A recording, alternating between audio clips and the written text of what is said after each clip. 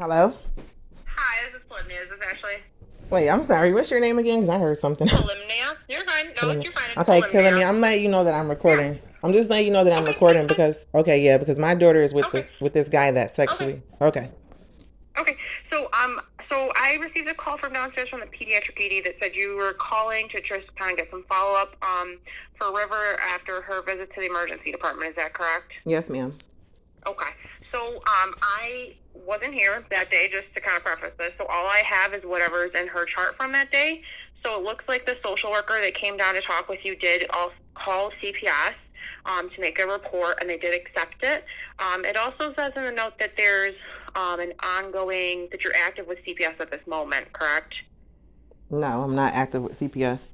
Actually, Oh, I okay. let the No. social worker know that, which I Okay. have two So witnesses. it could have I it could had have been like a misunderstanding. oh I'm not yeah, sure because exactly I how. had the two witnesses. Unfortunately, I had two okay. witnesses that were there with me when CPS came, and my daughter told this to them, and they did nothing about it. Almost 3 weeks went by, so I brought her into the hospital. Sure. Okay. So, from my understanding, and again, based off the note, because I obviously wasn't there and everything, it sounded like this social worker believed you had an open CPS case. So she called CPS, made the report. They accepted the report. So this was Wednesday. So because Thursday was a federal holiday, CPS was closed. And my guess would be that if you did have an open case, they would wait until Monday for that specific CPS worker to reach out to you.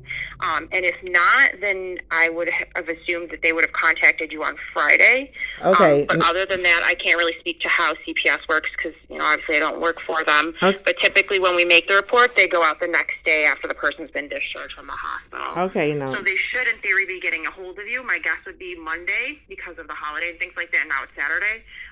So my guess would be that it would be Monday. You'd probably hear from them. Oh, Monday, the big day. Well, no, I'm calling you to tell you this. I was asking because there was a CPS worker. She said her name was Trisha Calpe. She she actually called my phone before you guys did an examination on my daughter. That was because I texted my parole officer and I let her know that I was going to press charges on her dad if that was the finding. But basically after this happened, I spoke to Trisha and we spoke and we were supposed to bring my daughter in for forensic investigation. What was it? Forensic examination to go in to see if there was any damage internally. So that was the plan. So she calls me back on Friday yesterday and tells me that she was going to take my daughter and let her go with her father because she felt like I was mentally unstable. Now, remind you, this does not sound right at all. What about the welfare of my child? She was raped. Now, I know she was raped because, like I said, she has an appointment for Monday where she was supposed to go in for further forensic investigation. Okay. So, like this upcoming Monday? Yes. You mean?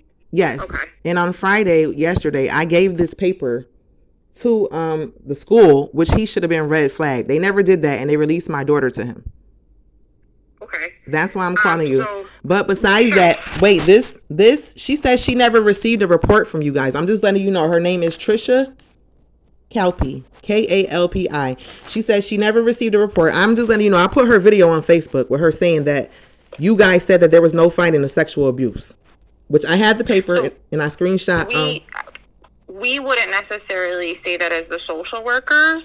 All we do is make the report to CPS and say what the information is that we have, what we found medically, things like that, and then CPS goes and then decides whether or not they take the case to begin with, and then they do all of that kind of work, whether they believe that the allegations are founded, so that means whether they believe the allegations are accurate or not accurate, safety planning, all that kind of stuff. So we don't, as the social workers within the hospital, we don't say whether or not this event actually happened or didn't happen. We just help put the proper supports in place and things into place. So unfortunately, I can't control what the CPS worker did.